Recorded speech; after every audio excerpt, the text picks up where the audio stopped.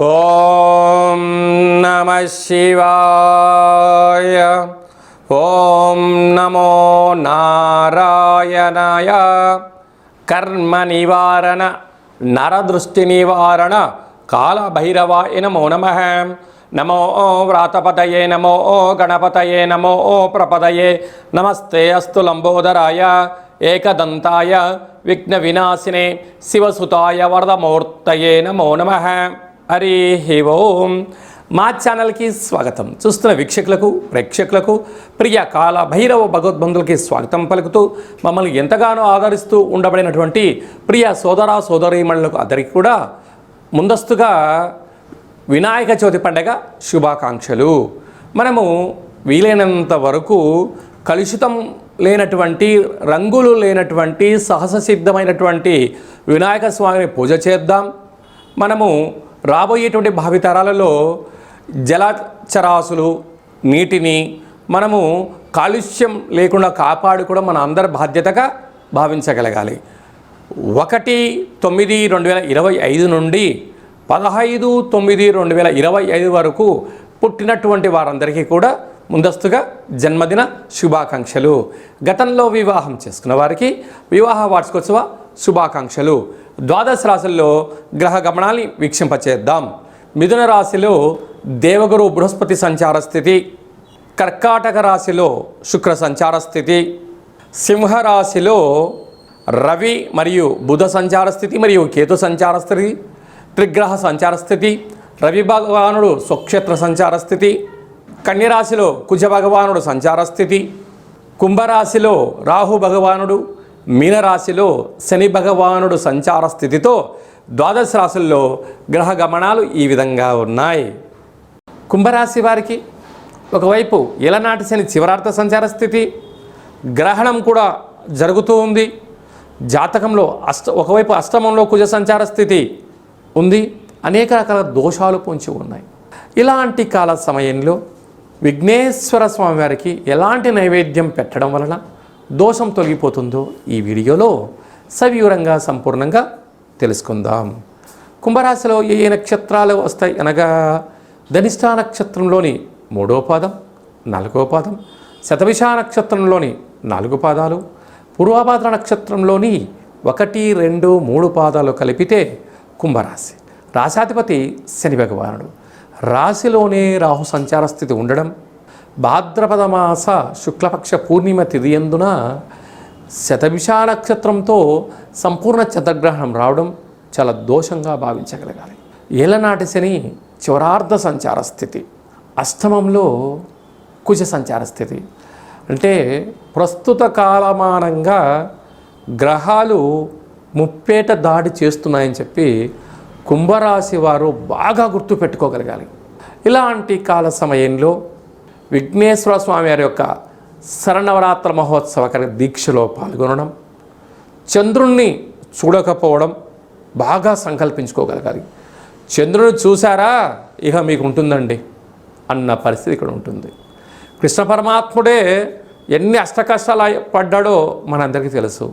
చేయని నిందకు మీరు ఆర్థిక నేరాలు, ఆర్థిక ఇబ్బందులు, శారీరకమైన ఇబ్బందులు, దీర్ఘకాలికమైన వ్యాధులు, యంత్రాలతో ఆయుధాలతో ప్రమాదాలు పొంచి ఉన్నాయి. తస్మాత్ జాగ్రత్త. ఇలాంటి కాల సమయంలో స్వామివారికి బెల్లం పాకంతో కూడుకున్న పదార్థాలను నైవేద్యంగా ఏర్పాటు చేయడం, వీలైతే పాలతో స్వామివారికి అభిషేకం చేసి పంచామృతాలను దానం చేయడం, విశేషంగా ఎర్రటి కుడుములను స్వామివారికి నైవేద్యంగా ఏర్పాటు చేయడం, స్వామివారికి పసుపు రంగు వస్త్రాన్ని అలంకరింపచేయడం వలన గ్రహదోషం తొలగుతూ ఐశ్వర్యానికి ఆనందానికి దగ్గర అవుతారని చెప్పి గమనించాలి. భాద్రపద మాసంలో అలాగనే సెప్టెంబర్ మాసంలో ముఖ్యమైనటువంటి పండగల గురించి క్లుప్తంగా సవివరంగా సంపూర్ణంగా తెలుసుకుందాం. మనకు సెప్టెంబర్ మాసం ప్రారంభం అయ్యేసరికే మనకు వినాయక నవరాత్రులు జరుగుతున్నాయి కనుక మనకు 6వ తారీఖున విఘ్నేశ్వర స్వామివారు శరన్నవరాత్ర మహోత్సవాలన్నీ కూడా ముగించుకొని గంగా తీరం వైపు స్వామివారు బయలుదేరుతూ ఉంటారు. కనుక వెళ్ళేటువంటి కాలక్రమంలో అందరము కూడా నిశ్శబ్దాలను ఎక్కువగా పాటిస్తూ శబ్దరహితమైనటువంటి జీవనాన్ని ముందుకెళ్తూ, ఎందుకంటే శబ్ద కాలుష్యం అనేది చాలా అధికమవుతుంది. వాటితో పాటి కోలాహలాలు సంపూర్ణమైనటువంటి శాంతి భద్రతలకు అనుకూలంగా ఉంటూ, స్వామివారిని ఏ ఆనందంగా అయితే మనము కూర్చోబెట్టామో ఆ గంగా తీరం దగ్గరికి వెళ్ళి పంపించి మళ్ళీ మనమందరం క్షేమంగా ఇంటికి చేరాలని చెప్పి కూడా మనసారా అందరం కోరుకుందాం. క్రమశిక్షణ అనేటువంటిది మన భారతదేశ సనాతన సాంప్రదాయము. ఒకానొక కాల సందర్భంలో బాలగంగాధర్ తిలక్ గారు మనము భారతీయులము ఒకే చోట కూర్చొని మనల్ని అందరినీ కలుపుకొని భారతదేశ స్వతంత్రం రావడానికి ఎలా మనకు స్వామివారు ఎలా ఆశీర్వదించారో రాబోయే కాలంలో కూడా ఎవరి జీవితాలలో కూడా అష్ట కష్టాలు లేకుండా అష్ట ఐశ్వర్యాలను ప్రసాదించాలని ప్రతి ఇంట, ప్రతి గ్రామాలలో, ప్రతి వాడలలో, ప్రతి దేశంలో మనం చేసేటువంటి విఘ్నేశ్వర స్వామి వారి యొక్క గంగా తీర ప్రయాణ శుభాకాంక్షలు. అందరూ క్షేమంగా ఉండాలి, అందులో మనమందరం ఉండాలని కూడా కోరుకుందాం. 7వ తారీఖున భాద్రపద మాస శుక్లపక్ష పూర్ణిమ, అందులో ఆదివారము. ఈ సంవత్సరం అధిపతి రవి భగవానుడు, ఆదివారము. అదే కాకుండా కూడా ఈ సంవత్సరంలో మొట్టమొదటిసారిగా వస్తూ ఉండబడినటువంటి చంద్రగ్రహణము, రాహుగ్రస్త చంద్రగ్రహణం జరుగుతుంది కనుక వీలైనంత వరకు 7వ తారీఖు సాయంత్రం 4:30-5 గంటలకే ఆహారాన్ని సంపూర్ణంగా భోజనం చేసి వీలైతే ఉపవాసం చేయడము ఉత్తమోత్తంగా భావించగలగాలి. అలాగా 9:55 గ్రహణ ప్రారంభ కాలము, 2 గంటలకు మధ్యకాలము, 3:55 మోక్షకాలం ఉంది కనుక గ్రహణము పట్టు స్నానము, విడుపు స్నానము వీలైతే చేయండి. వీలైనంత వరకు ఆధ్యాత్మికంగా ఉండే ప్రయత్నం చేయండి. వీలైనంత వరకు దైవనామస్మరణ, ఆధ్యాత్మిక చింతన చేయడం వలన చంద్రగ్రహణ దోషాలు తొలగిపోతాయి. ప్రధానంగా ఎవరికి దోషం అన్నట్లయితే రాశిలోనే గ్రహణం జరుగుతుంది కనుక కుంభరాశి వారికి ఆరోగ్యాలు, ప్రయాణాలు, ఆటంకాలు, ఇబ్బంది ఉంటాయని చెప్పి గమనించాలి. 2వ రాశి అయినటువంటిది మీనరాశి వారికి వ్యయంలో గ్రహణం జరుగుతుంది కనుక అనవసరమైన ఖర్చులు, వాహన ప్రమాదాలు పొంచి ఉన్నాయి, తస్మాత్ జాగ్రత్త. అలాగనే అష్టమ స్థానంలో కర్కాటక రాశి వారికి అష్టమ స్థానంలో గ్రహణం జరుగుతుంది కనుక వీలైనంత వరకు దూర వాయు జల ప్రయాణాలు పెట్టుకోకపోవడము, మౌనము, ధ్యానము, ఏకాగ్రతగా ఉండడము, వీలైనంత వరకు నోరు ఉంది కదా అని చెప్పి దుష్ప్రవర్తన చేయకపోవడం ఉత్తమోత్తంగా భావించగలగాలి. అలాగనే అర్ధాష్టమ సంచార స్థితిలో వృశ్చిక రాశి వారు ఉన్నారు. యంత్రాలతో, ఆయుధాలతో, ఫ్యాక్టరీలలో, కర్మాగారాల్లో, గృహాలలో అంటే ఇంటి పని చేసేటువంటి వారందరూ కూడా ఎంతో జాగ్రత్తగా ఉండాలని జ్యోతిర్విజ్ఞానం తెలియచేస్తుంది. గ్రహణకాల సమయంలో వీలైనంత వరకు ఉప ఆవాసము, మంత్ర సాధన, గ్రహణాన్ని చూడకపోవడమే ఉత్తమోత్తంగా భావించగలగాలి. ఇలాంటి కాల సమయంలో విదేశాలలో ఉండబడిన వారు కానీ మనకు దగ్గరగా ఉండబడిన ప్రాంతాలు ఈ దోషం తొలగించుకోవడం కోసము వీలైతే జపతర్పణాలు చేయండి. దోష గ్రహణకాల తదనంతరము దగ్గరగా ఉండబడిన దేవాలయానికి వెళ్ళి ఆ యొక్క పూజారులను చెప్పినట్టు విధంగా ఆ రాగి చెంబు నిండా పాలు, అలాగా మరొక కేజీన్నర మినుములను దానం చేయడము, జపము, తర్పణము, హోమం చేయించుకోవడము ఉత్తమోత్తంగా భావించగలగాలి. ఇదల్లా కుదరలేనటువంటి వారు ఈ కింది నెంబర్ సంప్రదించగలిగినట్లయితే మీ యొక్క గోత్రనామంతో పూజ చేయించి ఆ యొక్క జప ఫలములను మీకు అందజేయడం జరుగుతుందని చెప్పి కూడా గమనించగలగాలి. అదే కాకుండా ఈ సంపూర్ణమైనటువంటి దోషాలు ఎవరిపైన ఉండకుండా ఉండాలని కోరుకుంటూ అందరికీ ఐశ్వర్యాన్ని ప్రసాదించాలని కూడా ఆ యొక్క రాహు భగవాను, చంద్ర భగవాను కోరుకుందాం. 14/9/2025 భాద్రపద మాస బహుళ అష్టమి తిథి యందున మనకు భాద్రపద మాసం అనగానే పితృపక్షాలకు మనకు గుర్తు వస్తూ ఉంటుంది.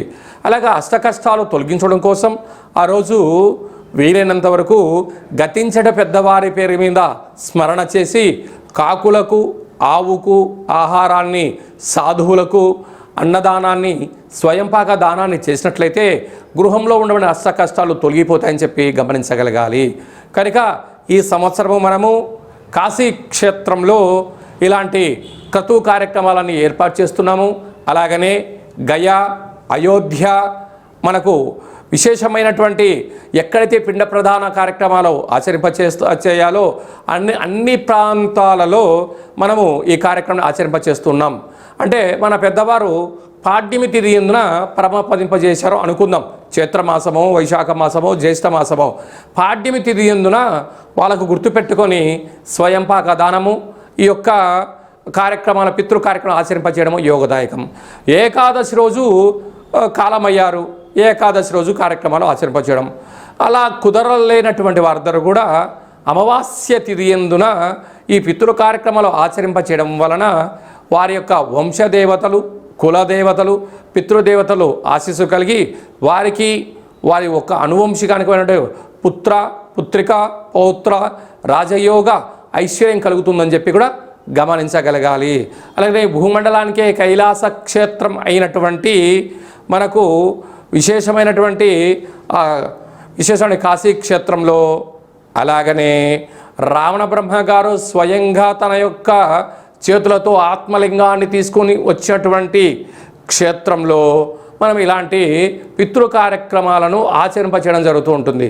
అలాగా మనం ఆయా స్థలాలలో మనం పెట్టినట్లయితే విశేషమైన పుణ్య ఫలితం కలిగి కోటి జన్మల పుణ్య ఫలితం కలుగుతుందని చెప్పి కూడా గమనించాలి. ఈ విధంగా అందరికీ శుభం, జయం, లాభం కలగాలని కోరుకుంటూ ఆశీర్వచనం. ఓం శతమానం భవతి శతాయు పురుష సతేంద్రియ ఆయుష్యేవేంద్రియే ప్రతిష్టతి. ధనం ధాన్యం బహుపుత్రలాభం శత సంవత్సరం దీర్ఘమాయు. సర్వే జనా సుఖినో భవంతు, లోకా సమస్తా సుఖినో భవంతు. సర్వం విఘ్నేశ్వరార్పణమస్తు. హరి ఓం. ఈ వీడియో మీకు నచ్చినట్టయితే లైక్ చేయండి, షేర్ చేయండి, మా ఛానల్ని సబ్స్క్రైబ్ చేసుకోండి. ఆధ్యాత్మిక భక్తి సమాచారాన్ని అందరికన్నా ముందుగా మీరు తెలుసుకోవాలి అనుకుంటున్నట్లయితే ఈ యొక్క భక్తి సమాచారాన్ని భగవద్బంధులకు, మిత్రులకు, స్నేహితులకు చేరవేయండి. హిందూ ధర్మాన్ని కాపాడండి. మరొక చిన్న విషయం ఏమిటనగా, మీ వ్యక్తిగత జాతకం తెలుసుకోవాలి అనుకుంటున్నట్లయితే మీ యొక్క పేరు, పుట్టినటువంటి తేదీ, నెల, సంవత్సరం, సమయం రాసి మీరు పంపించగలిగినట్లయితే 100 సంవత్సరాల జాతకాన్ని రాసి పంపించి మీరు పుట్టినప్పుడు గ్రహ గమనాలు ఎలా ఉన్నాయి, మీరు ప్రస్తుత కాలమాన ప్రకారంగా గ్రహాలు ఎలా ఉన్నాయి, భవిష్యత్తులో ఎలా ఉండబోతున్నాయో తెలియజేయడం జరుగుతుందని కూడా గమనించగలగాలి. చాలామందికి డేటా బర్త్లు లేనటువంటి వారికి పేరు యొక్క మొదటి అక్షరాన్ని అనుసరిస్తూ రాశిని తెలియచేస్తూ రమణ శాస్త్రం ద్వారా అనగా గవళ ద్వారా భూత, భవిష్యత్, వర్తమానాన్ని తెలియజేయడం జరుగుతుంది. కనుక ఈ కింది నెంబర్ని సంప్రదించి అపాయింట్మెంట్ తీసుకొని సంప్రదించగలరు.